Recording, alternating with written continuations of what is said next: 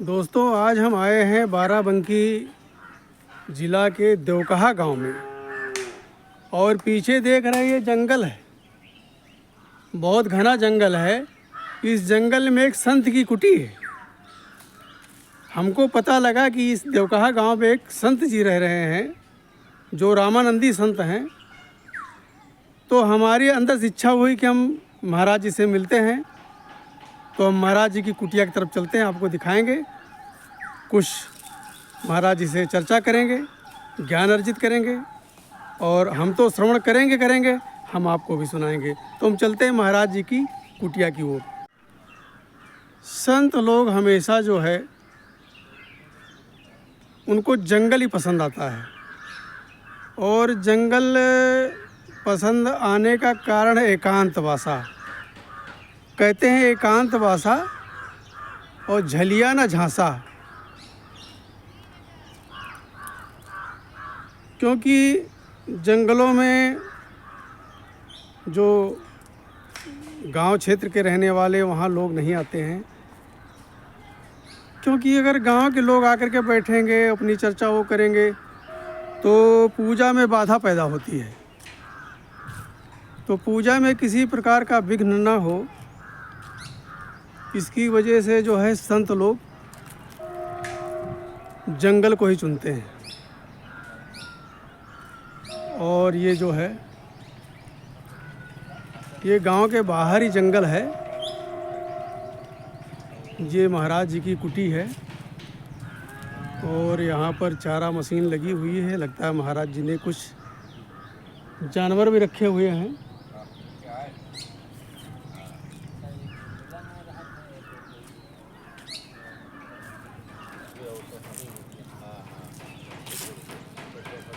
कहते संत मिलन को जाइए, तज मोह माया अभिमान, ज्यों ज्यों पग आगे रखे कोटिन यज्ञ समान।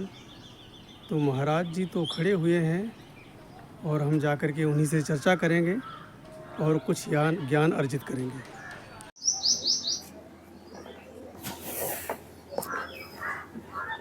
आज हम बाराबंकी जिला के दरियाबाद विधानसभा क्षेत्र में देवकहा गांव है, यहाँ पर महाराज जी की कुटी बनी हुई है। यहाँ पर हम आए हुए हैं, महाराज जी से कुछ हम ज्ञान अर्जित करेंगे।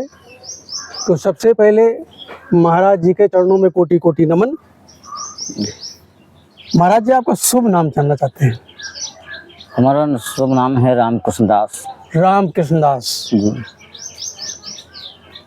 महाराज जी, मैं आपसे ये जानना चाहता हूँ कि हमारे सनातन धर्म में दो तरह की पूजाएं बताई गई हैं। एक जो है निराकार ब्रह्म और एक साकार, मतलब निराकार पूजा, साकार पूजा। तो ये दोनों पूजाएं क्या हैं और दोनों में सबसे आसान क्या है? कौन सी पूजा है? निराकार की पूजा आसान है या साकार की पूजा आसान है? किसकी पूजा करने से जो है आत्मा को शांति मिलती है? अब इसमें तो भाई हमारी समझ में तो ये आता है कि निराकार ये जो बोलता जीव है ये निराकार है, और ये शरीर जो है ये साकार है। जहाँ तक हमारा समझ है, ये शरीर साकार है और बोलता निराकार है। इसका कोई आकार नहीं कहा गया, न हमने देखा है, कोई नहीं देखता है, न इसका कोई रंग है, न रूप है, न रेखा है। तो इसके अंदर जो ये बोलता है ये ईश्वर अंश कहा गया है। ईश्वर अंश जीव अविनाशी, चेतन अमल सहज सुख राशि। तो इसके अंदर जो ये जीव है ये निराकार, ये ईश्वर का अंश है। और ये जो शरीर है हमारा आपका, ये है साकार। जीव है निराकार और ये शरीर है साकार। साकार में जब जीव आ जाता है तो इसमें निराकार साकार दोनों हो जाते हैं। तो इसकी पूजा से, साकार पूजा जब हम करेंगे साकार पूजा से निराकार प्रसन्न रहेगा और साकार भी प्रसन्न रहेगा। दोनों की पूजा हो जाएगी साकार पूजा से, जहां तक हमारा नॉलेज है। मतलब निराकार पूजा से साकार पूजा श्रेष्ठ है। साकार पूजा श्रेष्ठ है।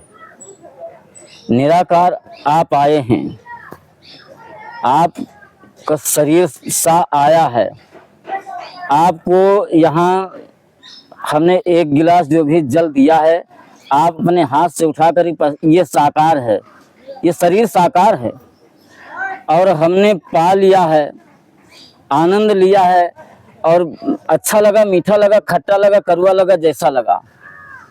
ये जो अंदर बैठा है उसकी पहचान है। मेरी सोच है कि ये इसके अंदर निराकार बोलता है और ये शरीर साकार। साकार पूजा से सारे पूजा आसान हैं। साकार नहीं होगा, निराकार कुछ नहीं है। निराकार भी नहीं होगा तो ये साकार मिट्टी के बराबर हो जाता है। आप सब जानते हैं निराकार और साकार दोनों एक होकर के ईश्वर है, ब्रह्म है। और पूजा साकार की करते हैं तब वो ब्रह्म प्रसन्न होता है। क्यों? साकार स्वरूप है मनुष्य का। साकार है स्वरूप ये मनुष्य का, और मनुष्य सेवा से ही निराकार भी प्रसन्न है और साकार भी प्रसन्न है। मेरी सोच जहां तक है। जैसे हम किसी मंदिर में जाते हैं, वहां पर जो पत्थर की मूर्ति रखी होती है जी, तो उसमें तो कोई प्राण होता नहीं है, हम उसकी पूजा करते हैं। जी, प्राण नहीं होता है परंतु उसमें शरीर होता है। मंदिर में जो होता है मूर्ति नहीं, जैसे ये मूर्ति है, हाँ, इसमें जो निराकार समाया हुआ है वो सब जगह टहला रहा है, यहाँ जा रहे हैं, वहां जा रहे हैं, खा पी रहे हैं, बोल रहे हैं, लेकिन वही उसके अंदर है तो वो क्यों नहीं बोल रहा है?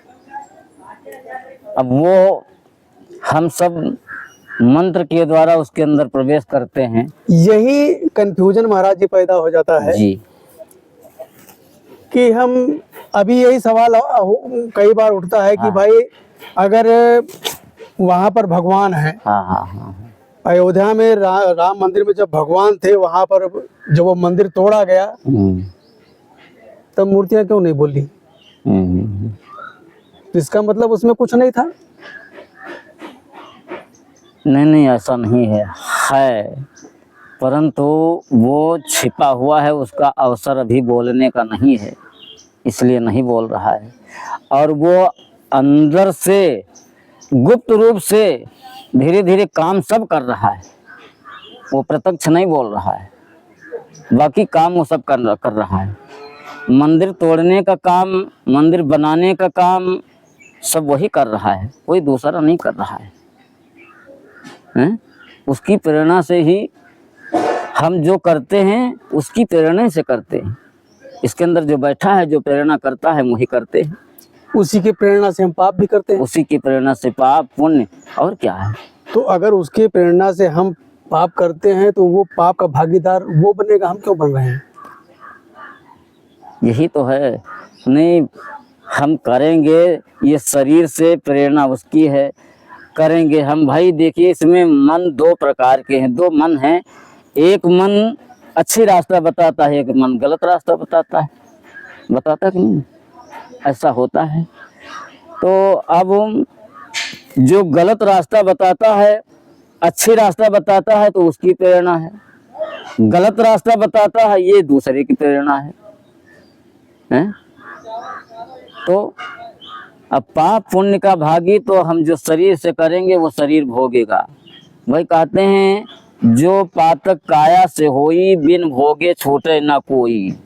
शरीर से जो हम करेंगे वो पाप लगेगा और वो हमको भोगना पड़ेगा। शरीर से, मन से, तन से हमको शुद्ध रहना चाहिए, पाप नहीं होना चाहिए, और हम साफ रहना चाहिए, हमको स्वच्छ रहना चाहिए। तब तो ठीक है, नहीं तो फिर लगेगा तो पाप तो है ही। अच्छा महाराज जी, जो हमसे पाप हो गया, हाँ हाँ हाँ अभी तक जो हमने पाप किया, हाँ हाँ, तो वो पाप खत्म हो सकते हैं? बिल्कुल खत्म हो सकता कैसे? है भाई। अब देखिए, आप जानते हैं, हम जानते हैं, सब जानते हैं, भगवान श्री राम ने खुद कहा है कि सन्मुख होए जीव मोहे जबहि, जन्म कोट अघ नासों तबहि, कहा है तो। हाँ, अब रामायण से हम सब बोलते हैं, कहाँ से बोलेंगे, शास्त्र से कहीं से बोलेंगे, कोई किताब से बोलेंगे, तो रामायण में गोस्वामी जी ने कहा है, राम जी ने खुद कहा है कि सन्मुख होए जीव मोहे जबहि, जन्म कोट अघ नासै तबहि। अब हम सम्मुख आए जाएं और आज के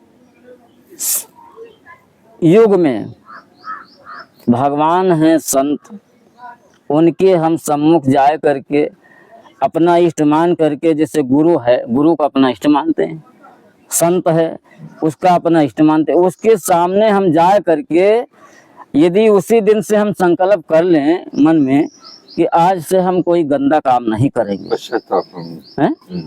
आज से हम कोई गंदा काम, उसके सामने जा करके प्रणाम करके और हम संकल्प कर लेंगे कि आज से हम कोई गंदा काम करेंगे नहीं, बस सारे पाप किए हुए नष्ट हो जाएंगे। हाँ, जो किया वो किया। हाँ हाँ हाँ, आप अब नहीं करेंगे, सारे पाप नष्ट हो जाएंगे, ऐसा लेख में है, ऐसा हमने पाया। लेकिन जब हम सम्मुख जाएं और समर्पण कर दें भगवान को बस,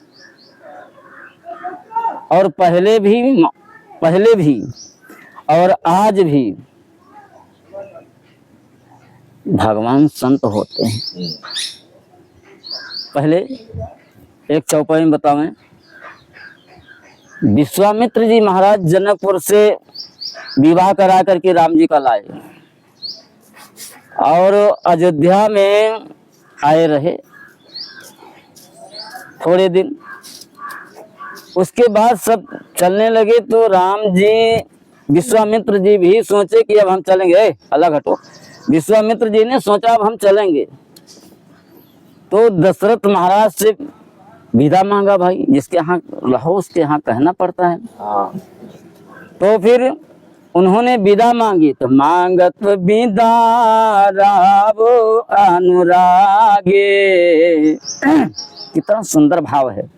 जैसे मांगा दशरथ महाराज अनुराग के समय, मांगत विदा राव अनुरागे, सुतन समेत ठाढ़ी भय आगे, हाथ जोड़ करके खड़े हो गए और कहा क्या, नाथ सकल संपदा तुम्हारी, प्रभु हमारा कुछ भी नहीं, जो भी है सब आपका, मेरा तन, मेरा मन, मेरा धन, मेरा यश, मेरा कीर्तन, मेरे वैभव जो भी है सब आपके चरणों में अर्पण है महाराज, ये सब आपका है।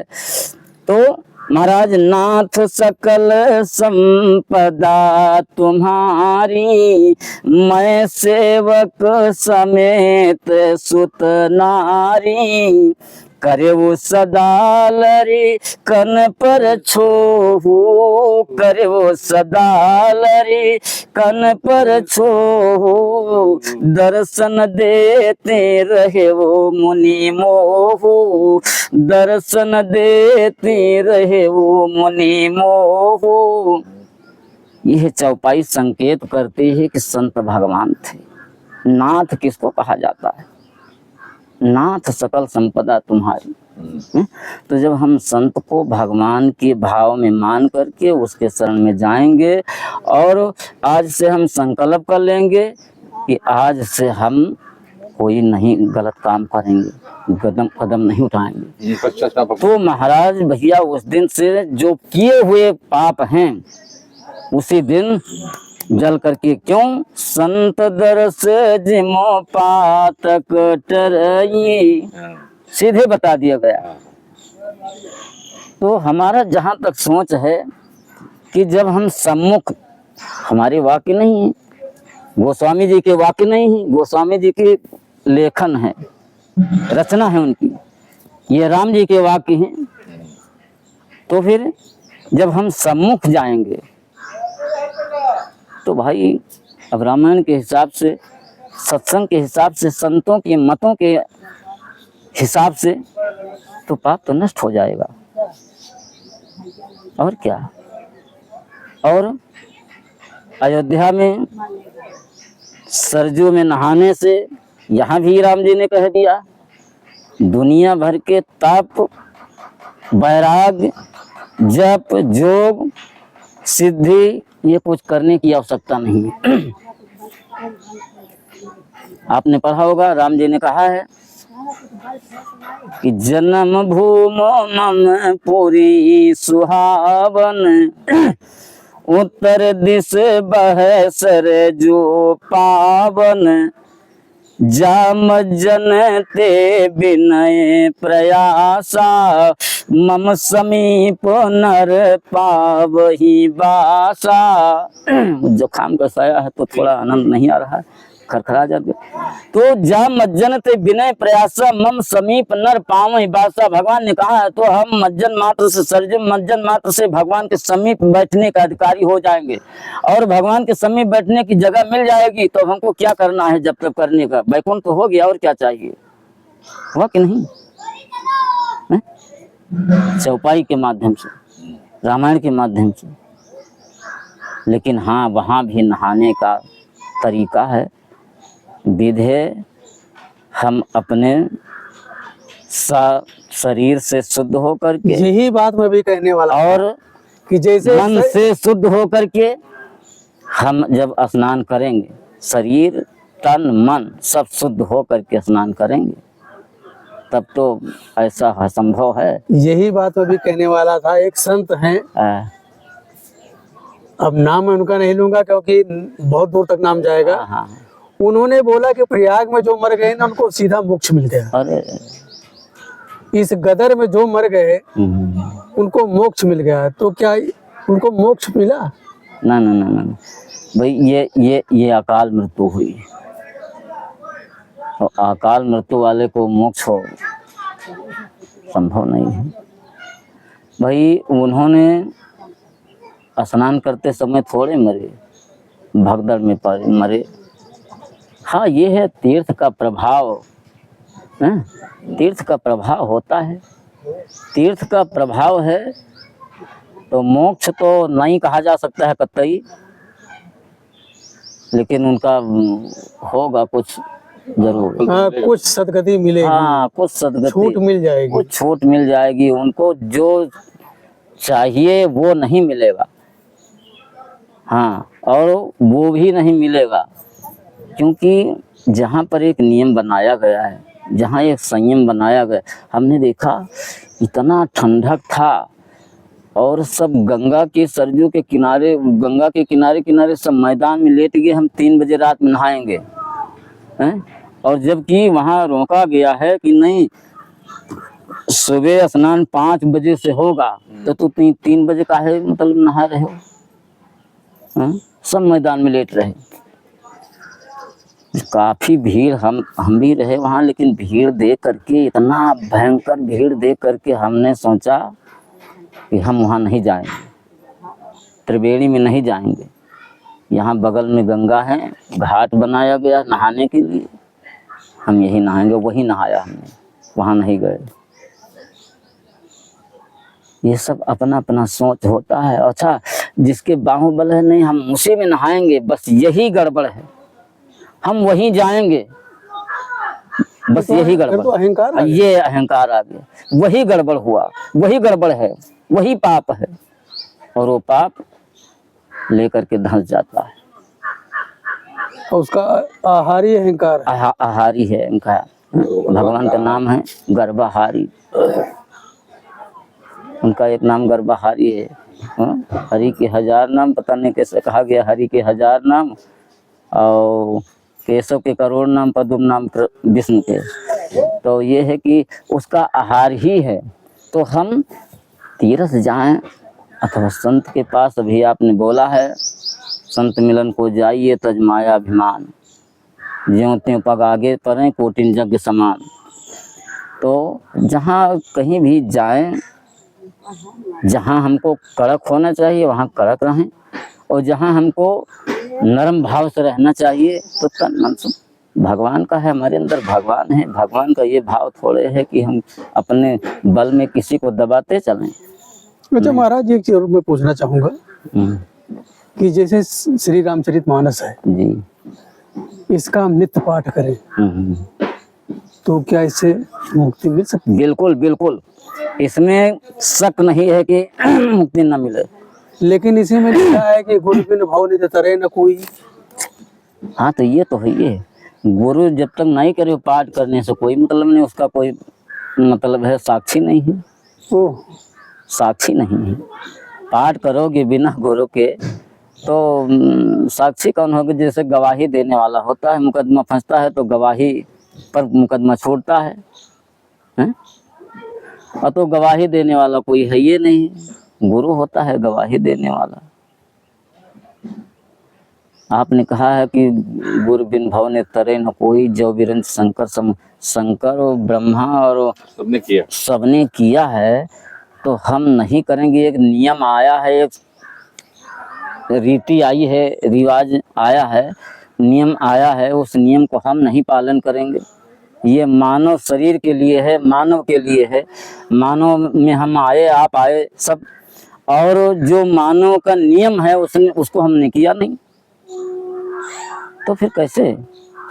नहीं, उस नियम को लेकर के हम पाठ करेंगे। सो मग चलत सुगम मोहि भाई, हाँ, प्रथम मुनिन कल कीरत गए। अरे क्या कहना, क्या कहना। उस पे हमको आपको सबको चलना पड़ेगा जो हमारे बाप दादा। और ये तो बिल्कुल भैया निश्चित है, यहाँ तक कि प्रतिदिन यदि रामायण का पाठ जो व्यक्ति करेगा तो मुक्ति है ही है। यही जीवन में राम जी के दर्शन हो जाएंगे, ये भी जान लीजिए। हम तो पढ़ते हैं भाव से, लेकिन हमारा छूट जाता है कभी कभी। मतलब जो काम करने लगे उसमें कोई ना कोई बाधा आएगा, तो जब पढ़ते लगते हैं तो ऐसा मालूम देता है कि मेरा राम जी से मिलन हो रहा है।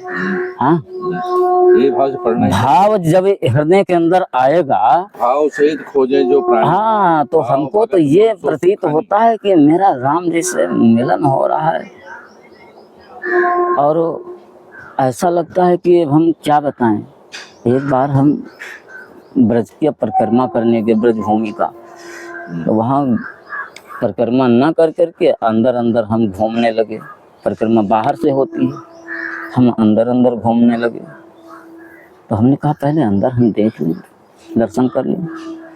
तो क्या है कि गोवर्धन पर्वत का परिक्रमा कर रहे थे।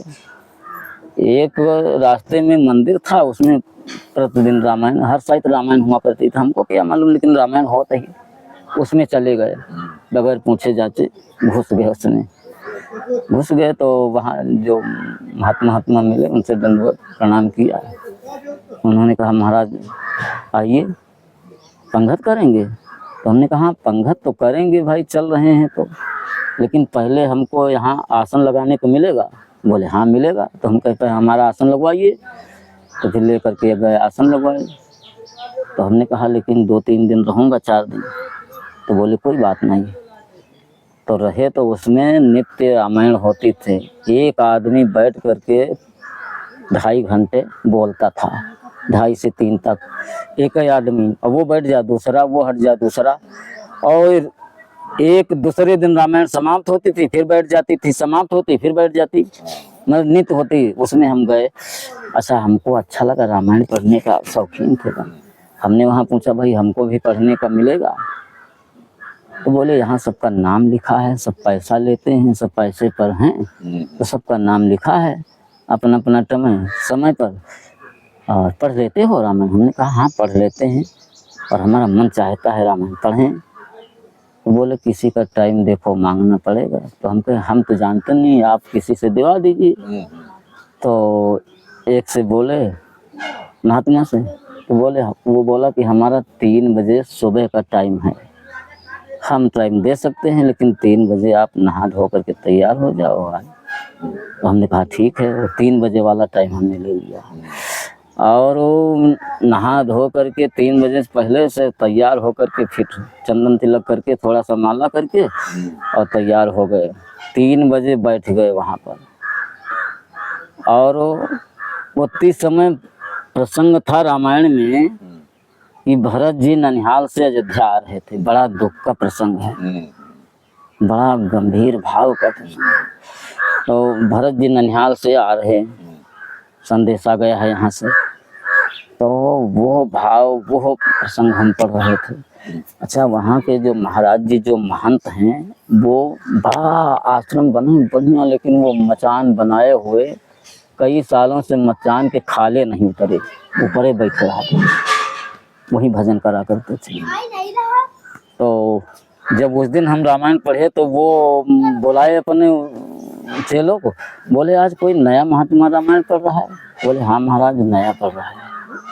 अच्छा उसको हमारे सामने लाओ, बुला करके लाओ। वहाँ हमको बोला हुआ हमने सोचा है क्या भक्ति हो गई भाई।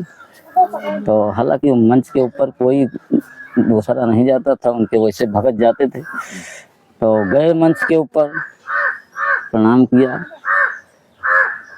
देखे, कहा आओ बैठ जाओ सामने। बैठ गए। बोले आप रामायण पढ़ रहे तो सुबह? हमने कहा हाँ महाराज कोई गलती हो गई। ना गलती कुछ नहीं, आज इतना बढ़िया हमको समझ में आया रामायण, इतना बढ़िया समझ में आया। पढ़ते हैं सब और हम समझ में आता है रोज, परंतु आज जैसा हमको आनंद नहीं आया। बहुत बढ़िया आपने रामायण पढ़ी। कहाँ अयोध्या में रहते? हमने कहा हाँ, गुरु आश्रम से गए थे। बोले अयोध्या के महात्मा रामायण पढ़ते हैं तो वो बात अलग रहती है, वहाँ सब रामायण का ही खेल है। और आप बहुत बढ़िया बोले, हमारे मन को भाया। अब हम चाहते हैं कि हमारे यहाँ महीना 2 महीना रहिए आप। तो हमने कहा कि ठीक है महाराज, महीना 2 महीना तो नहीं, अभी हम भाव इसको प्रकट कीजिए थोड़ा अपना, जो वहाँ गाए हैं तो यहाँ 10-15 मिनट 20 मिनट वो भाव प्रकट कीजिए। अच्छा, तो मतलब ये है कि तो रहेंगे 2-4 दिन रहेंगे, परिक्रमा करने आए हैं। तो ठीक है, धीरे धीरे 10 दिन वहाँ पर रहे। तो मतलब ये है कि अब हमको पूरा मुजबानी तो याद नहीं है, जहाँ जो याद, लेकिन ये है कि हमने भाव में वो पढ़ रहे कि भरत दुखित परिवार निहारा, मानव तुहिन बनज बन मारा। और जो असगुन होते थे, खरसियार बोल ही प्रतिकूला, सुने सुने होई भरत मन सूला। ये सब ऐसे ऐसे चौपाई बोले तो उनको महाराज को भाव समझ में आ गया था। और हमको आंसू बह रहे थे, वही है, हमको आंसू बह रहे थे। तो और उसी भाव में बोल रहे थे तो समझ गए। तो ये है कि रामायण भाव से पढ़ी जाए तो राम जी का मिलन होता रहेगा, और राम जी का मिलन होता रहेगा तो फिर मोक्ष तो रखे है, उसमें कोई दिक्कत नहीं। रामायण का पाठ कहते मनुष्य के लिए राम जप राम नाम का और पाठ रामायण का। भाव सहित खोजे जो प्राणी, हाँ, पाव भगत मम सो सुख खानी। जप राम नाम का और पाठ रामायण का, और कुछ बताया नहीं गया है गुरु के द्वारा। लेकिन अपने पास अब मतलब ज़्यादा हम पढ़े लिखे तो नहीं हैं, लेकिन ये सब भगवान की कृपा और संगत का प्रभाव। महाराज जी कह रहे हैं कि हम पढ़े लिखे नहीं हैं, लेकिन ज्ञान कूट कूट कर भरा हुआ है। नहीं, ऐसा नहीं, पढ़े लिखे तो सही बात नहीं है, लेकिन ये है संगत बढ़िया हमने बचपन से किया, हमको ये अच्छा लगता था। बोले कुछ ना, तुम अलग रहो, चुप बोले ना, उधर लागे कैमरा, बोले कुछ ना। तो ये है कि संगत हमको अच्छी लगती थी, और अपने से उम्रदार वाले लोगों का संगत किया, और विवेकी विचारवान लोगों का संगत किया। बस उसमें हमको पहले रामायण हमारे गांव में होती थी, अच्छे लोग हमारे गांव में रामायण पढ़ने वाले थे। तो एक बगल में हमारे बाबा जी रहते थे, हमारे बाप के चचा थे, तो बाबा जी लगते थे, तो वो रामायण पढ़ते थे। तो उनसे हम कहें, अच्छा पिताजी हमारे बचपन में मर गए, कौन पढ़ावे? तो 1-2 साल गए स्कूल, और उसके बाद पिताजी मध्य जमाने में मर गए, पढ़ नहीं पाए सब। तो उनसे हम कहें पुजारी दादा ये बताइए, वो पुजारी थे, तो हमने कहा ये बताइए कि हम रामायण नहीं पढ़ पाएंगे क्या, हमको बहुत अच्छा लगता है। तो बोले बेटा ऐसा नहीं है, पढ़ लियोगे। रामायण तो प्रेम की चीज़ है, जो इससे प्रेम करेगा वो पढ़ लेगा, और जो MA BA किए है और रामायण से प्रेम नहीं करता है वो साफ नहीं पढ़ पाएगा।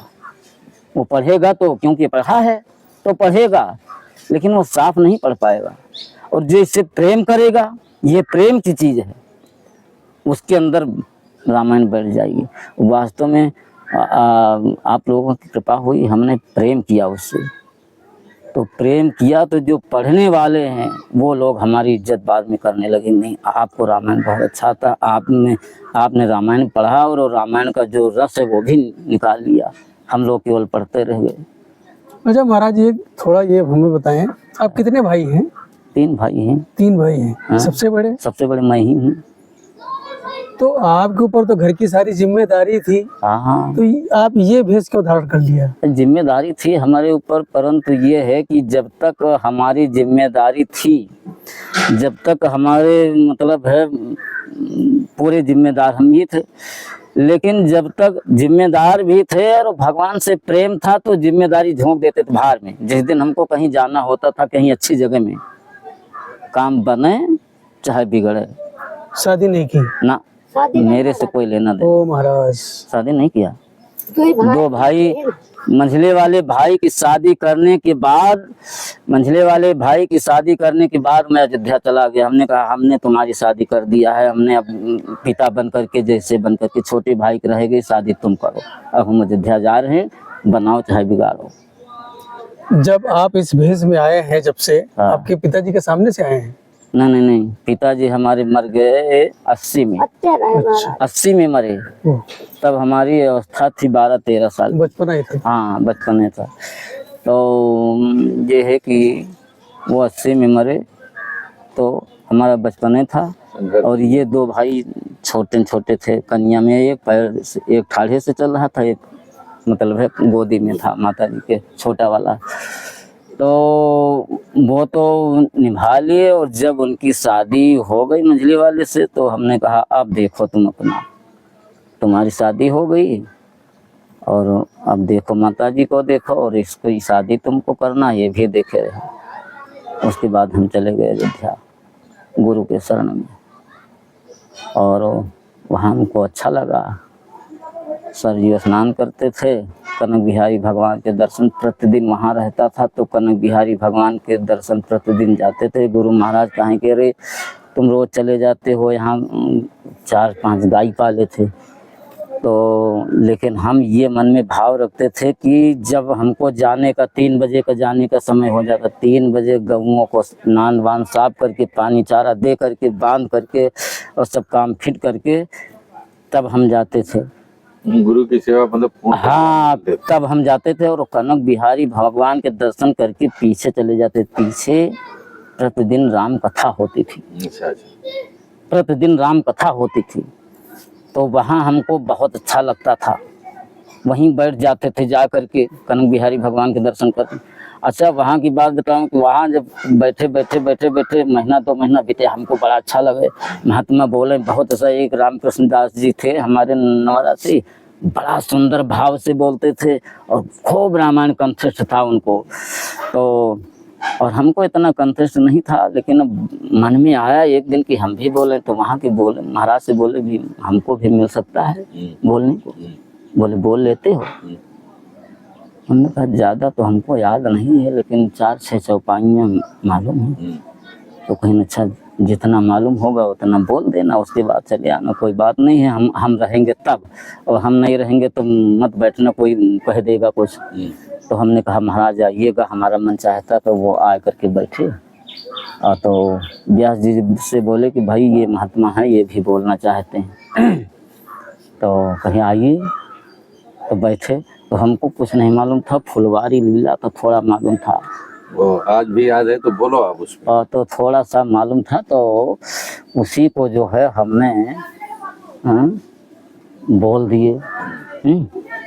क्या नाम है कि समय जान गुर आयुष पाई, लेन प्रसून चले 2 भाई। इस प्रसंग को थोड़ा सा बोल दिए। अच्छी आवाज से कह करके रामायण। तो उसमें बोल दिए कि राम जी और लक्ष्मण, और उधर से सीता जी अपनी सहेलियों के साथ पुष्प वाटिका आ रही हैं माता गिरजा की पूजा करने के लिए। इधर राम जी भी, गुरु जी ने कहा है कि फूल लेकर के आओ पूजा करने के लिए। गुरु की आज्ञा से फूल लेने गए थे बाजी। तो फिर राम जी फूल लेने के लिए आते हैं, तो लक्ष्मण के साथ में हैं। तो फिर समय जाने गुरु आयस पाई, लेने प्रसून चले दोनों भाई, लेने प्रसून चले दो भाई। अच्छा, ये रामायण की कथा हो रही है। शिव जी वक्ता हैं और भवानी की श्रोता हैं। भवानी श्रोता हैं। जैसे शिव जी ने कहा कि समय जाने गुरु आयस पाई, शिव जी कह रहे हैं लेने प्रसून चले दो भाई। भवानी ने कहा महाराज ठहरो, हमको कुछ शंका हो गई। बोले क्या शंका हो गई देवी? बोले कि ये दोनों भैया क्यों जा रहे हैं फूल लेने के लिए? कोई बहुत फूल लाना नहीं था, लड़ी दो लड़ी फूल तोड़ करके लाना नहीं था, 2-4 फूल। तो ऐसा क्यों? वो दोनों क्यों गए? दोनों भैया क्यों जाते हैं? अकेले राम क्यों नहीं जाते? तो फिर कहते पूजा के हित चाहिए भरना नाथ जहाज, दोनों भैया क्यों गए फूल लेने के काज। भवानी कहती चले अकेले जईते रामा, करते पूजा कारी ललामा। और यह रीत क्यों हवे सुहाई, लेन प्रसून चले दो भाई। तो बहुत बढ़िया इसका भाव खूब लंबे से दिया है। तो भगवान ने कहा कि भवानी दोनों जाने का कारण है। राम जी मन में विचार करते हैं कि इधर से हम होंगे अकेले, और एक विचार और करते हैं कि मार्ग अकेले नहीं जाना चाहिए, कभी मार्ग ना चलही अकेले। ये सबके लिए है। हाँ, सबके लिए। निश्चय कष्ट होई पर हेले, मार्ग में कोई शंका होगी तो कौन सहाय करेगा? उनका बड़ा कुर्सी और निकाले, गोसाई बाबा आ गए। देखो जाओ वो दो कुर्सी बाहर, बच्चा वो कुर्सी बाहर वाली उठा ला। निश्चय कष्ट होए पर हेले, इस भाव को विचार करके राम जी ने लक्ष्मण को साथ में लिया। और जय जय सीताराम की एक भाव और लिया कि हम उतते होई अनेकन बामा, उतते अनेकन स्त्रियां आएंगी साथ में, उतते होई अनेकन बामा, साहित जीत लिए मोहे कामा। और एक के साथ अगर दुई होई, एक के साथ अगर दुई होई, काम भाव कदापि ना होई। एक के साथ अगर दुई होई, काम भाव कदापि ना होई। नहीं, एक के साथ अगर दो है, अगर आप अकेले हैं, इसके लिए तो थोड़ा सा भाव अलग से देंगे भी बहुत बढ़िया है। तो वो कदापि नहीं हो सकता है। और यदि अकेल है तो फिर वो गड़बड़ हो सकता है, भाव प्रकट कीजिए। हाँ। हैं, वो अलग की चीज है। और राम जी ये भी मन में विचारते हैं कि संघ जन में संग पता नहीं, देखो भूल रहे चौपाई। संघ संग हब मातन खाई, संघ संग हब मातन खाई, संघ संघ गर्भ महा आई, संघ सोमय संघ जागै, संघ मृगया खेलन जामे, संघ संघ की रीत सुहाई, लेन प्रसून चले दो भाई। और तो वो बोलते हैं कि हम संघ संघ की रीत सुहाई, संघ संघ हब मातन खाई, माताओं ने, तीनों माताओं ने संघ में प्रसाद खाई, संघ में माया का गर्भ हुआ, संघ में पैदा हुए, संघ में खेले, संघ में कूदे और संघ संघ सारा काम किया। आज राम जी अकेले कैसे चले जाएं? मन में विचार करते हैं कि भैया गए मैल रही जाई, अगर हम चले जाएंगे उनके अंदर मैल आ जाएगा।